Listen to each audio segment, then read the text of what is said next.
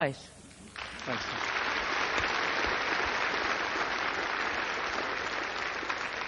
Delegates, I was doing OK there until you reminded the RTE people about me. But anyway, we're not on the set of a Hollywood film here this afternoon. The day after tomorrow was an entertaining movie, but last week's evidence of global warming actually means that the day after tomorrow has arrived. So what legacy are we going to leave to future generations? Will we follow Dick Roach, the Mr. Magoo of Irish politics, and mortgage the problem to our children?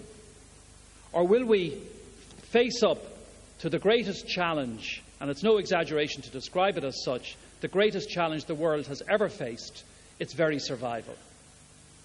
Ireland is almost 100% dependent on imports for our energy needs.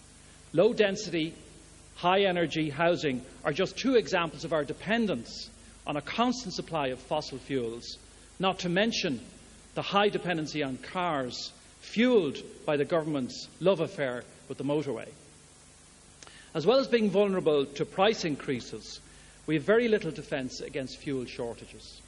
Ireland is at the end of an extremely long gas pipeline from Siberia, so we'll be among the first to suffer and to feel the real effects of any disruption in global gas supplies.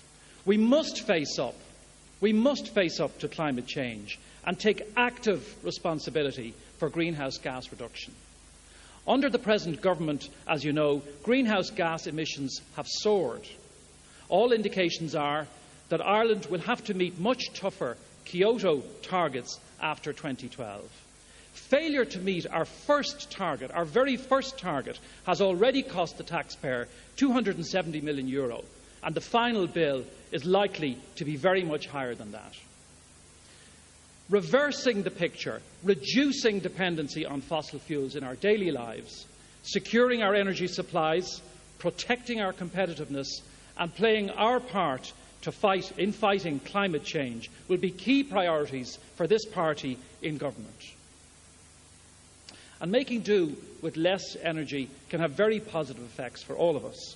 Reforming planning laws can lead to more sustainable communities, where easy access to public transport, local amenities and local jobs will reduce our car dependency and make our cities, towns and suburbs more pleasant places to live. And making sure homes are built to the highest possible standard of energy efficiency will cut down on household energy bills and help address fuel poverty. Ireland has some of the most favourable conditions for wind and wave energy in Europe. Proper management of these resources would allow us to meet the bulk of our energy needs from renewables. Ultimately, we could become a net exporter of renewable energy. We in Labour want all electricity suppliers to produce at least 10% of their customers' electricity from renewable energy. We'll increase this requirement every year. We also want biofuels to be delivered at the petrol pump, so that up to 10% of transport fuels are renewable.